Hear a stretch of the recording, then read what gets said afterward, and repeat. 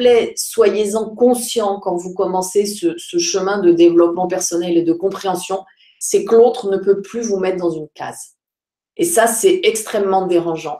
Et très souvent, le couple, quand il s'est fondé au départ, il s'est fondé parce qu'on avait deux personnes qui avaient 25 et 26 ans, qui commençaient une carrière professionnelle et qui avaient peut-être pas trop d'argent. Voilà.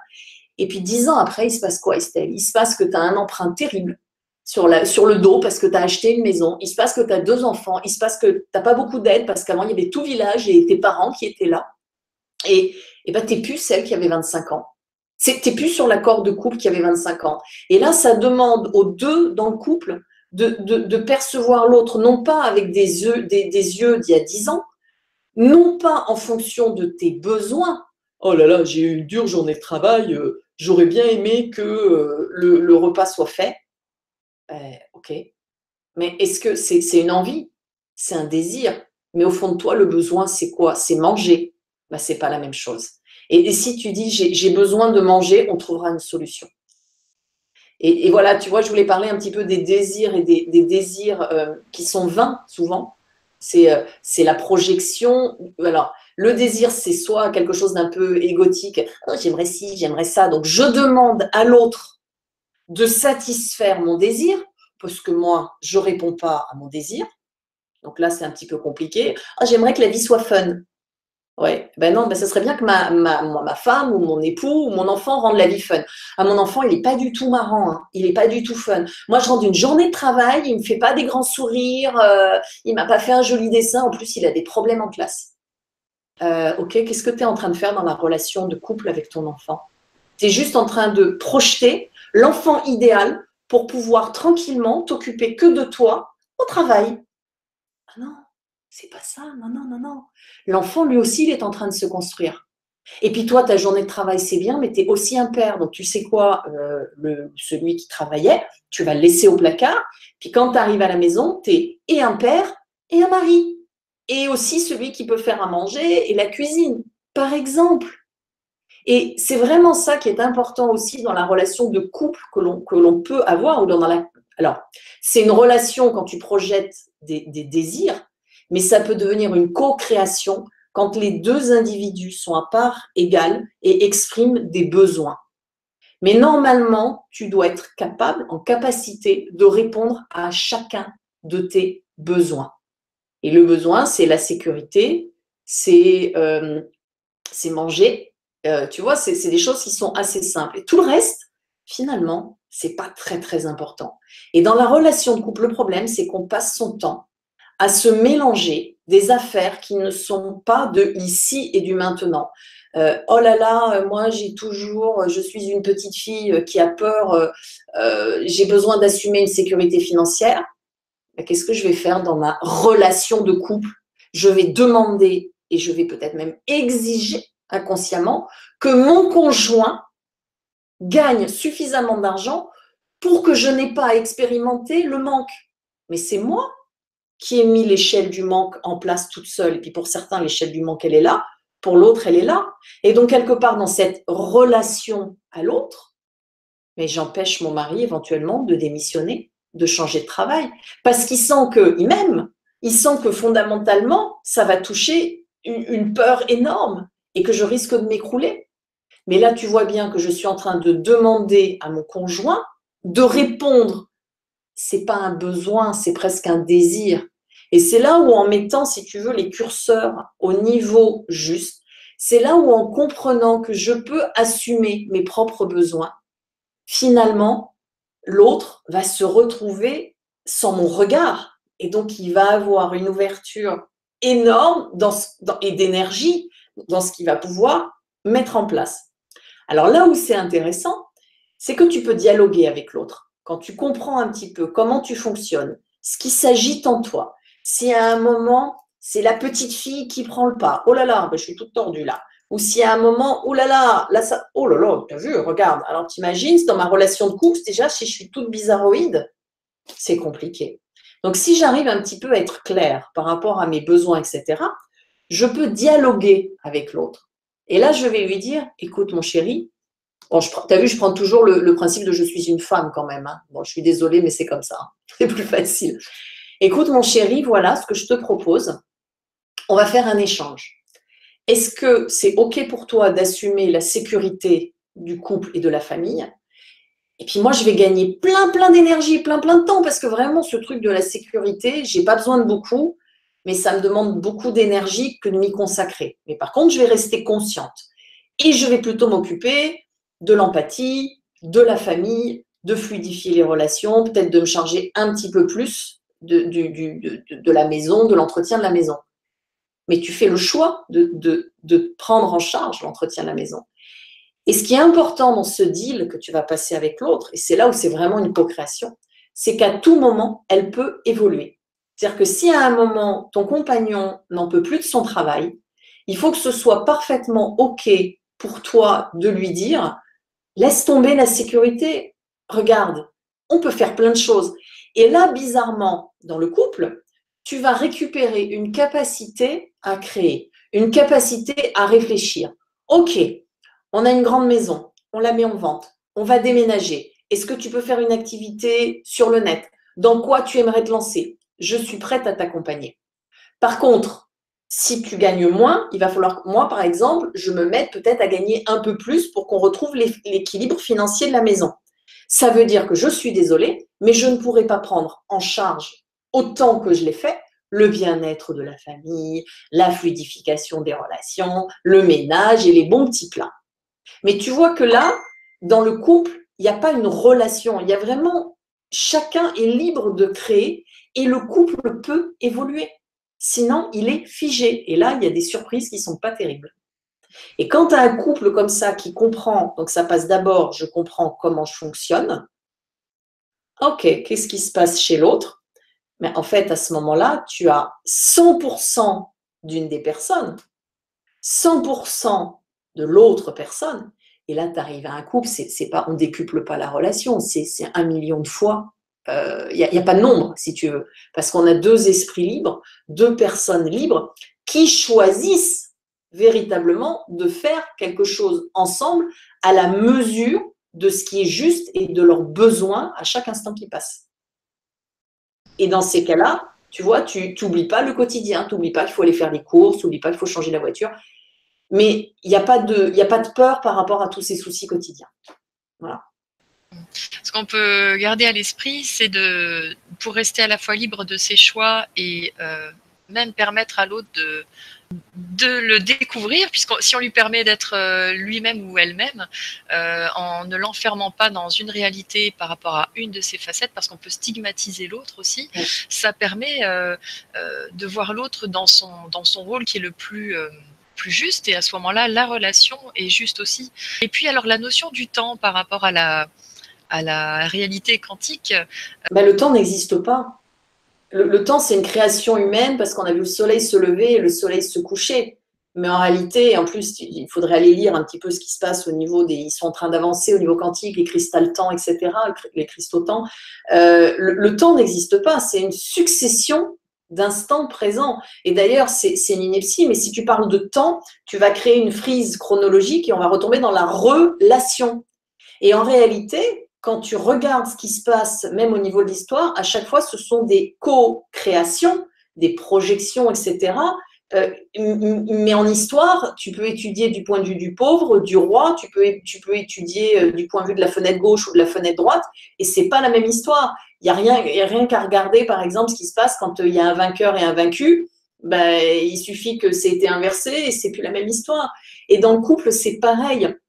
Si tu passes ton temps à projeter tes besoins, mais qui en plus, parfois tes besoins, ils datent souvent de ta petite enfance ou de ton adolescence. C'est-à-dire que la plupart du temps, on a eu une souffrance, on s'est créé une cristallisation et on demande à l'autre de régler. Donc tu vois que le temps devient extraordinaire. C'est que dans des textes de communication quantique, par exemple, il va sortir que la personne est en train de demander à son compagnon de résoudre l'histoire du papa et de la maman.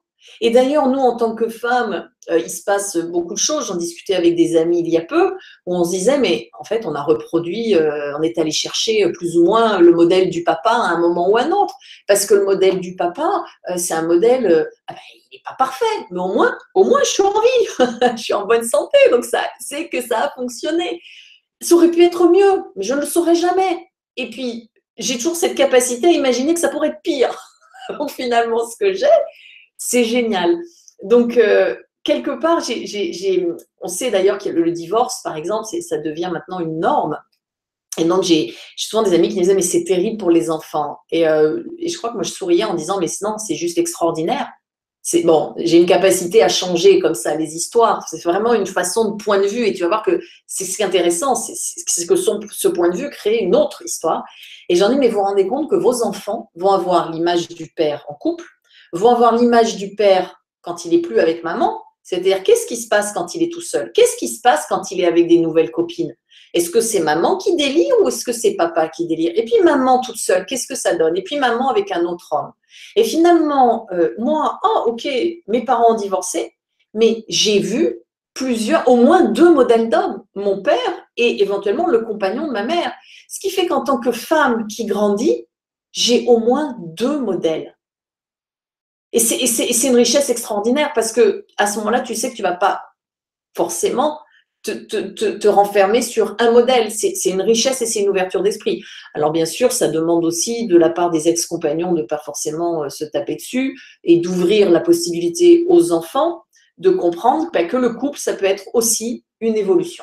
Voilà. Alors, il y a un moment, juste sur les histoires de couple, c'est vrai que moi j'avais un rêve quand j'étais toute petite, c'est qu'on me donne le nom de mon mari dans la boîte aux lettres, tu vois. Il n'y a pas de souci, je l'épouse, j'apprends à l'aimer, parce que pour moi, l'amour, c'est apprendre à aimer l'autre et grandir ensemble, et je reste avec lui toute ma vie. Bon, il y a un petit souci, il faut être 2. Alors, c'est intéressant parce qu'on a beaucoup parlé du fonctionnement de 2 personnes en relation, beaucoup par rapport à l'organisation du quotidien ou les compensations qu'on peut vivre par rapport soit aux mémoires collectives ou aux émotions cristallisées de l'enfance, etc. Mais alors, dans la communication quantique, qu'est-ce qui se passe au niveau de ce qu'on appelle le lien, hein, je ne sais pas comment tu souhaites appeler, la co-création. Voilà. Je retrouve mes fondamentaux. Donc, en fait, cette co-création, comment se joue le sentiment d'amour ou d'attachement? On peut regarder tous les types de sentiments. Hein. Tu peux le prendre sur n'importe quelle fréquence et avoir plein d'informations. Sur le plan physique et archaïque, c'est la sécurité en tant que femme d'avoir un homme pour me protéger. Et en tant qu'homme, souvent, c'est la reproduction pour transmettre mes gènes. Plan basique de la relation amoureuse. Non, mais il faut quand même en être conscient. J'ai posté une vidéo sur la chaîne hier ou avant-hier, justement. Après, tu as le plan émotionnel. Oh, qu'est-ce qui se passe? Qu'est-ce que ça me rappelle? Est-ce que j'ai peur? Est-ce que je suis en sécurité? Bon.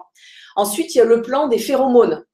On a fait des études où on mettait des chaises dans une salle d'attente, on a mis un homme ou des phéromones sur une chaise et toutes les femmes allaient s'asseoir sur la chaise justement où l'homme s'était positionné. Et à un moment, tu rigoles en disant, mais pourquoi je l'ai choisi, lui? Et c'est ce qui est intéressant, c'est que la plupart du temps, tu l'as choisi sur très, très peu de données qui ont pris le pas sur le reste. Si tu as vraiment besoin, par exemple, tu as des hommes où il y a eu des séances et en fait, ils exprimaient qu'ils avaient choisi leur femme parce qu'ils voulaient un enfant. Donc, en fait, ce n'est pas une femme qu'ils avaient choisie, c'est une mère. Enfin, il faut le savoir quand même. Et il y en a beaucoup, c'est le cas. Ils choisissent une mère. Là, c'est vraiment un aparté, mais j'étais dans le milieu des entreprises et en fait, je me suis rendu compte qu'il y avait un certain nombre de chefs d'entreprise qui épousaient, c'était étonnant, à un moment j'étais étonnée, il ne faut pas en faire une généralité, mais à un moment ça s'est produit autour de moi, qui épousaient des institutrices et qui les trompaient. Et là, en fait, tu savais que quand tu grattais un petit peu sur l'information, quand tu discutais avec eux, ils étaient très heureux de leur vie de couple. Évidemment, ils avaient une mère en puissance, une femme parfaite, une femme qui s'occupe des autres, qui faisait qu'eux pouvaient s'occuper de leur société en développement, et en même temps, pour le fun, ils avaient d'autres histoires. Mais ils aimaient leur femme, il n'y a pas de souci. Et à un moment, j'ai eu cette réflexion de me dire, est-ce qu'on peut aimer plusieurs personnes à la fois? Mais je crois que oui, mais sur des plans différents. Et là, ça devient très difficile de juger les relations extra-conjugales. Parce que quand tu vas dans cette information, tu te rends compte de ce qui se joue. Par contre, ça ne veut pas dire qu'il faut les excuser. Attention, pas du tout. Je crois que le plus important quand quelqu'un vient et va exprimer cette vie qui est la sienne et ces doubles relations, etc., ça va véritablement être de lui faire prendre conscience, enfin en tout cas qu'il devienne conscient du jeu qu'il est en train de faire avec plusieurs personnes. Et peut-être à ce moment-là de lui faire comprendre qu'il n'est pas question de scinder les relations, que toutes ces relations se passent en même temps et que l'épouse est au courant, la maîtresse est au courant, parce que par le jeu de la communication inconsciente, chacun sait exactement ce qui se passe chez l'autre. Et là, ça devient marrant parce que plus tu vas accéder à ce système d'information, plus tu es dans l'impossibilité presque de tricher et de te mentir à toi-même. Parce que si tu te mens à toi-même, l'autre va le savoir. Donc, quelque part, tu es presque condamné à avancer et à évoluer. C'est terrible, ça se fait plus ou moins vite. Mais voilà, dans les histoires aux autres, à un moment, je me suis dit, de la même manière que tu peux aimer tes enfants de façon différente, il y a un moment, tu peux peut-être être amené à aimer des hommes de façon différente ou des femmes de façon différente. Et une chose est très simple, tu aimes ton papa comme tu peux aimer ton frère, et ce sont pourtant deux personnes différentes. Et c'est là où à un moment, la relation amoureuse disparaît encore une fois pour avoir une co-création entre deux individus qui font le choix chaque jour de s'accompagner mutuellement à créer une réalité. Voilà ce que je peux dire. Et donc, pour revenir à cette petite histoire où j'espérais avoir le nom de mon mari à 6 ans, du coup, alors, j'ai quand même eu un divorce qui m'a énormément fait avancer parce que, en plus, en communication quantique, généralement, on ne se loupe pas. On va plutôt chercher ses responsabilités, ce qui se passe, ce qu'on a projeté. Donc, j'ai énormément avancé sur la nature de cette co-création à l'autre. Qu'est-ce que je demandais à mon mari? Est-ce qu'il était vraiment là pour y répondre? Est-ce que j'étais à ma juste place? Et puis, est-ce que j'étais pas moi-même en train toute seule, comme une grande, de m'enfoncer? Je n'avais pas besoin de lui. Et il y a une espèce d'humilité qui se met en place où, comme dans les accords Toltec, tu te dépersonnifies. C'est qu'est-ce que je suis en train de faire de ma vie? Qu'est-ce que je suis en train de faire dans cette création à l'autre? Mais finalement, ma relation, elle n'est pas authentique. Je me mens à moi-même.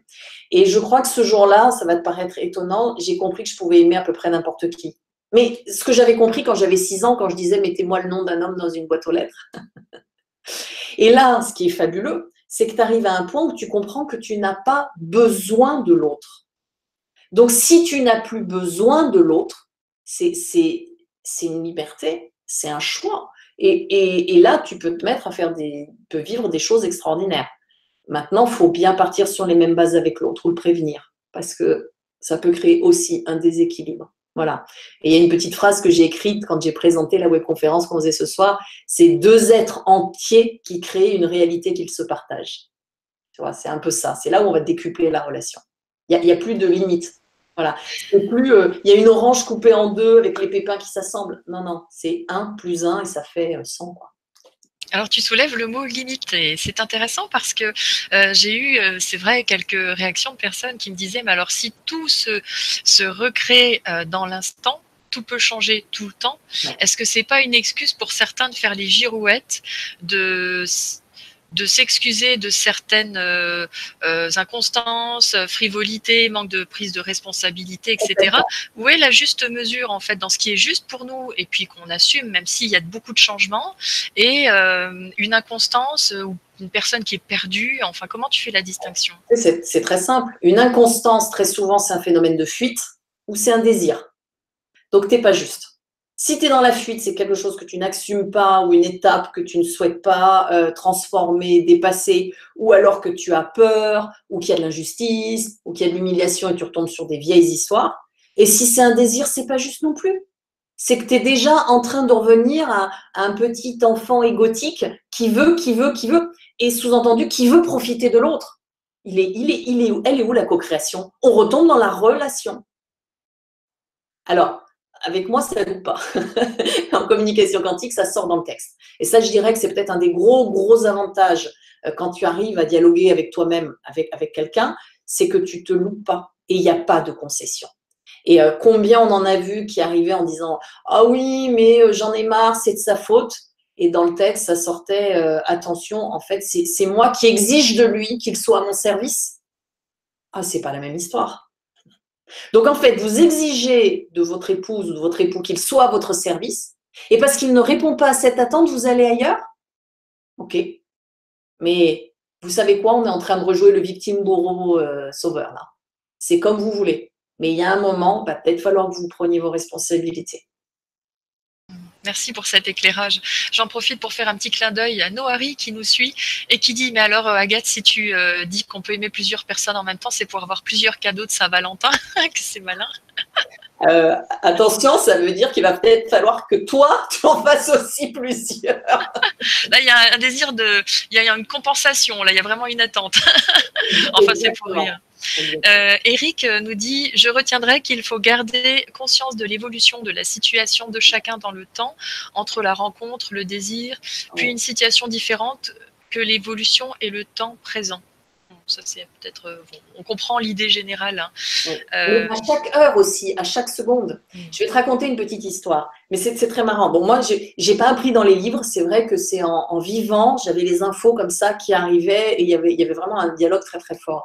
Et à un moment, avec mon compagnon, donc on habitait à distance, hein, on se voyait tous les mois, vous saurez tout. Et puis, on se faisait parfois, mais tu vois, des petites poussées comme ça de colère, une bonne grosse engueulade. Et puis, un jour, je lui dis, mais attends, j'ai un truc qui vient là. En fait, on est en train de créer une colère, comment on appelle ça, un conflit. Je lui dis, est-ce que tu as remarqué qu'à chaque fois, la base du conflit, elle est carrément stupide? La dernière fois, c'était les manuels scolaires en histoire. Enfin bon. Et je lui dis, à chaque fois, ça vient la veille de notre séparation. Et il m'a dit, OK. Et c'était trop rigolo parce que la fois d'après, on a commencé. Et là, je fais, stop, on se sépare demain. et d'un coup, clac, c'est comme si le soufflet était tombé, mais immédiatement. Et là, tu vois que le conflit qu'on avait créé, c'était une astuce pour se séparer plus facilement le lendemain. Parce qu'en fait, c'était tellement sympa quand on était ensemble qu'il fallait qu'on trouve une bonne raison. C'est absurde. Et quand tu mets le point sur ça, ben, il n'y a plus de conflit. Oui, nous avons Nicolas qui nous parle et les pervers narcissiques. Alors, on ne va pas rentrer peut-être dans les grandes questions psychologiques, mais c'est intéressant. C'est-à-dire que la communication quantique avec cette vigilance, ce désir de justesse, etc., quand on a affaire à un esprit pervers, ouais. Et Dieu sait, j'en ai connu, donc je sais ce que c'est. Je ne vais pas jouer ma victime, je sors du triangle. Oui, mais voilà, il y a des personnes avec qui peut-être on ne peut pas mettre en place ces outils. Qu'en penses-tu?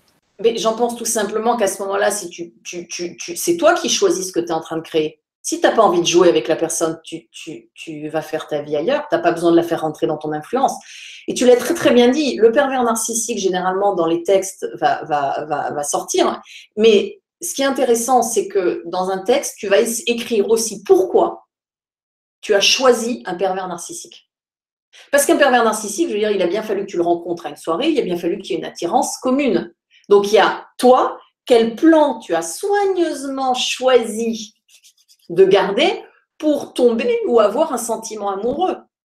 Et là, en fait, il peut y avoir de multiples raisons. Les multiples raisons, c'est maman était soumise à papa, mais tu comprends, elle habitait dans un château, elle avait des belles robes. Donc moi, je vais être soumise à l'autre parce que il va faire pareil, hein, soyons fous.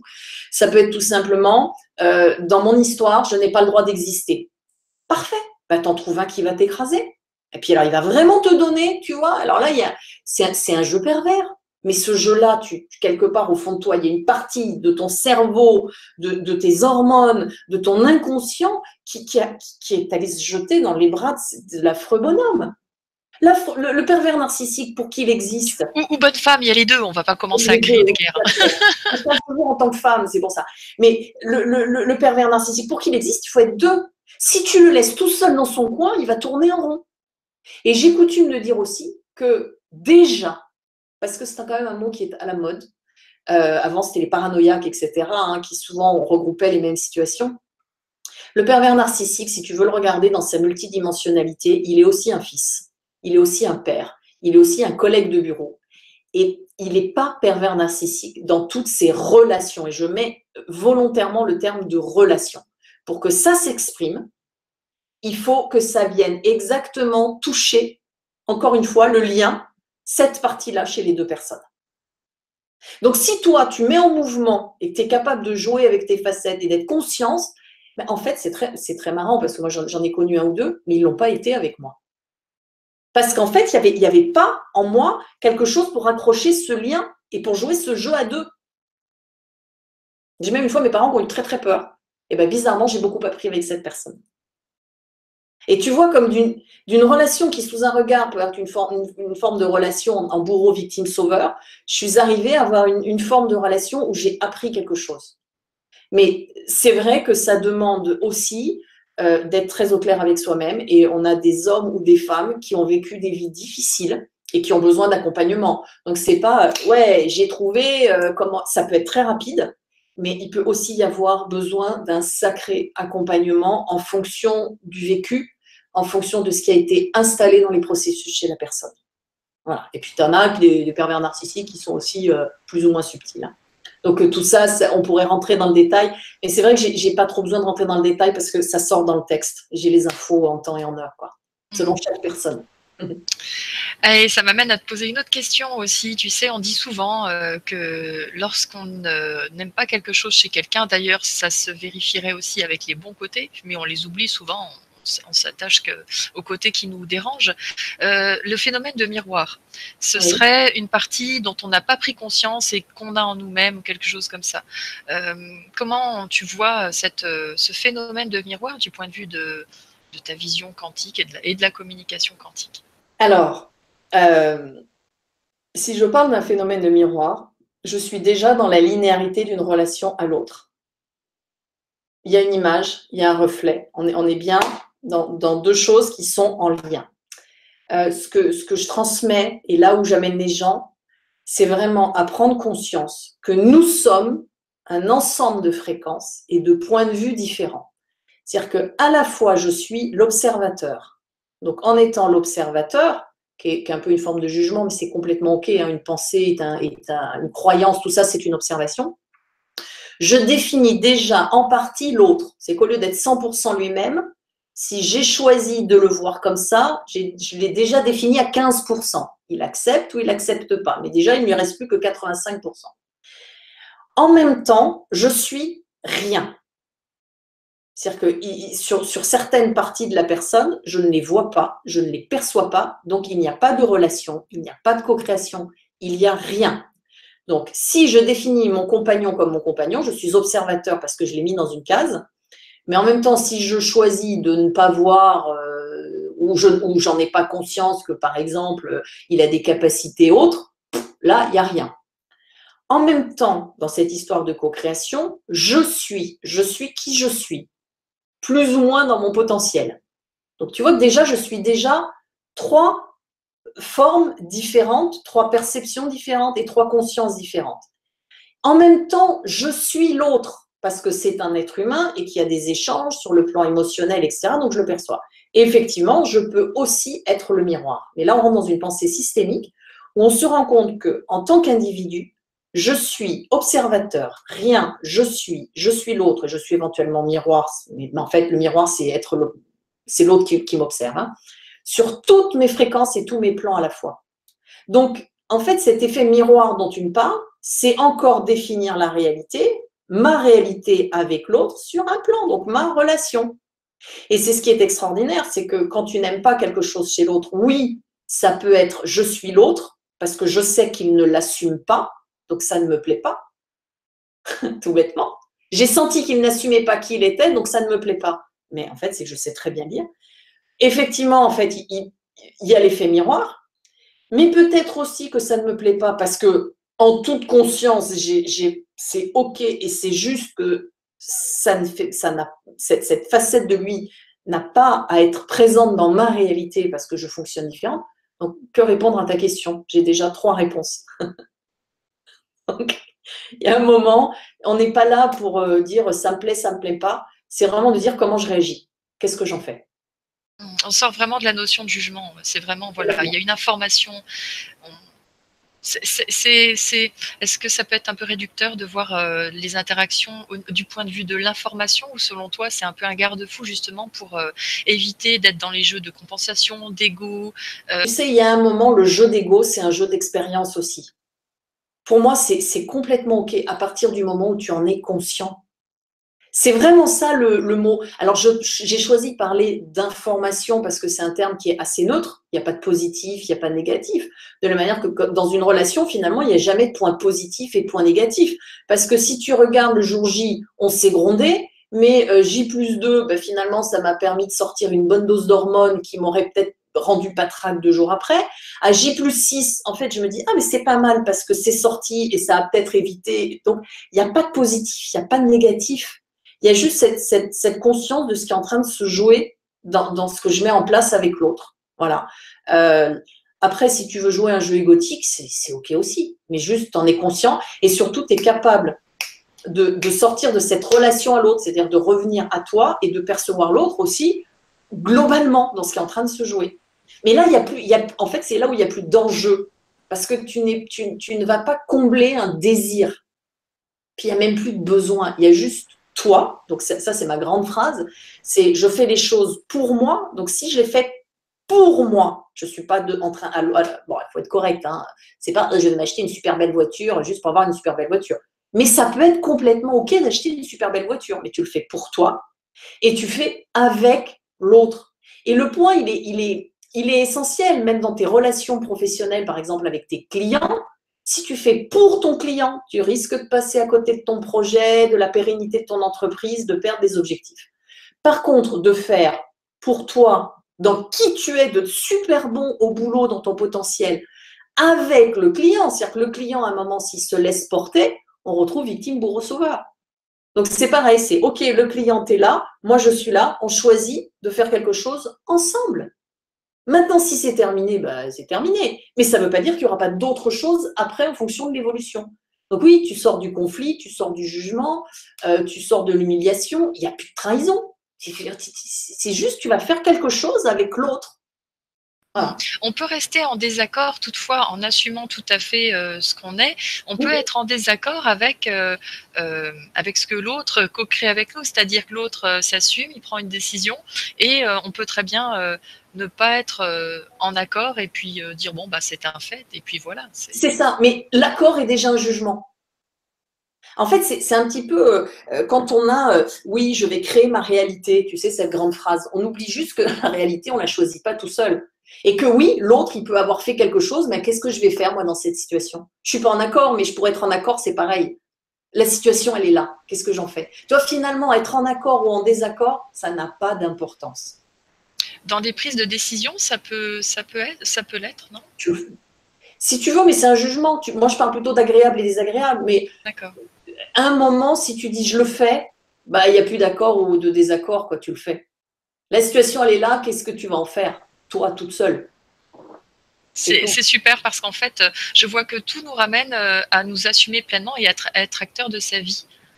Avec l'autre. Avec l'autre, finalement, pour co-créer avec l'autre. Ouais. Et on va terminer avec cette question de Noari. Madame, donc, qui s'adresse à toi, Agathe. Est-ce que l'autre existe vraiment? Ou est-ce une énergie que l'on cristallise pour pouvoir évoluer personnellement? Exactement. C'est comme je l'ai dit, c'est super. C'est un petit peu une énergie que je cristallise. C'est pour ça que je dis aux gens, à partir du moment où vous me parlez de l'autre, ça ne m'intéresse pas. Mais si tu parles de l'autre, tu es déjà en train de sortir de ta création, quoi. Donc l'autre, oui. Donc ça, c'est vrai que j'avais un petit dessin. Bon, on va pas en parler, un petit schéma. Mais l'autre, il est à la fois ce que je lui demande d'être et qu'il fait plus ou moins. Il est à la fois un père, un enfant, un fils, un voisin, une masse énergétique, un potentiel là, super bon ici. Il est tout ça. Et le principe, c'est que justement, la plupart du temps, je projette une réalité sur l'autre et je veux absolument qu'il rentre dans la case. Alors, il y en a qui font ça très, très bien parce que c'est une sécurité des deux côtés. Parfois, il y a des gens qui s'assemblent parce qu'ils savent exactement la case qui est nécessaire, mais ça va combler un besoin. C'est que là, la relation, elle est cristallisée, elle est figée. Et ça va être difficile et pour l'un et pour l'autre de changer, parce que si je suis allée en chercher un qui va combler mon besoin, je risque pas d'évoluer sur l'évolution de mon besoin parce que j'en ai trouvé un parfait. Donc oui, dites-vous qu'à tout moment, l'autre, en partie, peut être aussi ce que vous avez projeté. Alors, sauf qu'à un moment, mais ça je l'aborde en systémie, il peut se passer quand tu as vraiment, quand tu es conscient de tout ça, il y a des moments dans la vie où tu te rends compte que l'autre utilise ton image, c'est même plus l'effet miroir, il utilise ton identité, ton image pour projeter une réalité qui va lui permettre d'arriver à un consensus par rapport à ce qu'il vit ou l'expliquer, mais c'est même pas toi. Comment je pourrais expliquer ça? Par exemple, un projet commun, deux personnes qui doivent travailler ensemble, et en fait, une des personnes va dire « Oh là là, mais c'est une affreuse, mais jamais je pourrais travailler avec elle, elle n'est pas claire, elle n'est pas honnête, tu vois ?» Et toi, tu fais une communication quantique à celle qui grogne, et elle écrit quoi? « Je ne suis pas prête à travailler avec quelqu'un. J'ai encore besoin de liberté. J'ai peur que l'on abuse de moi. » Et donc, tu vois que, alors que l'autre, finalement, quand toi, en tant que tiers bienveillant, quelque part, tu regardes la situation, tu vois que la personne, elle est restée mais correcte, honnête, elle a été droite. Et celle qui aurait dû être consciente de dire « Mais non, je ne suis pas en capacité de faire quelque chose avec toi », elle va choisir de projeter un tableau horrible sur l'autre pour justifier son choix, pour qu'il devienne acceptable, parce qu'elle n'a pas envie de se rendre responsable ou d'être consciente. Ça arrive à certains points. J'en parlais avec les gens qui ont évolué, qui ont cheminé. Et c'est vrai qu'en règle générale, donc ça je vous le dis, mais attention à la déresponsabilisation. Les gens parfois qui ont évolué sont souvent utilisés et on projette des images sur eux parce que ça évite comme ça, entre guillemets, d'abîmer des gens qui sont en chemin. Parce que celui qui a évolué, il a l'info, il passe à autre chose, il dit bah ok, ok, tu utilises mon image, mais ça serait comme une figurine de carton-pâte, tu vois, voilà. Mais bon, ça c'est un point qui est très très. Mais c'est vrai que je l'ai constaté beaucoup de fois aussi. Ouais, ça arrive, voilà. Eh bien, notre rencontre découverte prend fin.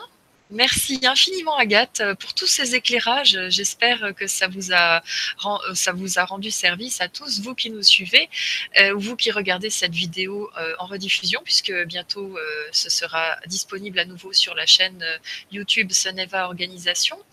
Donc merci à tous de nous avoir suivis en direct. Agathe, un petit mot pour la fin? Écoute, pas grand-chose, sinon vraiment de réaffirmer que l'autre, c'est le thème fondamental de l'être humain, parce qu'en fait, tout seul, tu n'existes pas, et que tous les thèmes qui sont la trahison, l'abandon, l'humiliation, découlent du thème de l'autre. Donc, c'est vraiment cette notion de couple ou d'autre, elle est vraiment fondamentale. Et arrêtez de parler de l'autre dans vos histoires, parce que c'est de la dualité. Et parlez-moi de vous, et essayez vraiment de voir le monde et les autres de façon globale et pas de les mettre dans une petite case. Ou alors, si vous les mettez dans une petite case, dites-vous, à quoi ça me sert? Et on s'en veut pas, on se rattrape, on est vigilant. Oui, tu sais, c'est l'expérience, ça n'a pas d'importance. Voilà. Merci beaucoup Agathe. Alors j'invite toutes les personnes qui souhaitent plus d'informations sur la communication quantique à visiter son site communication-quantique.com. Hein, voilà, Oui. quoi dire de plus? Page Facebook officielle. Si vous voulez interagir avec nous, il y a le groupe public qui est associé à la page Facebook, où là, vraiment, on est nombreux à prendre la parole. Il y a beaucoup d'échanges, hein. C'est pas seulement on met des images, etc. Sur la page officielle, oui. Toutes les publications sont choisies pour vous amener à réfléchir et éventuellement à poser un autre regard. Et puis, il y a le compte Instagram, bon, voilà, un peu Twitter et la chaîne YouTube. On est une dimension. J'allais le dire. On est sur la même longueur d'onde en tout cas. Merci à tous. Au revoir Agathe. Ciao Estelle. Bye bye.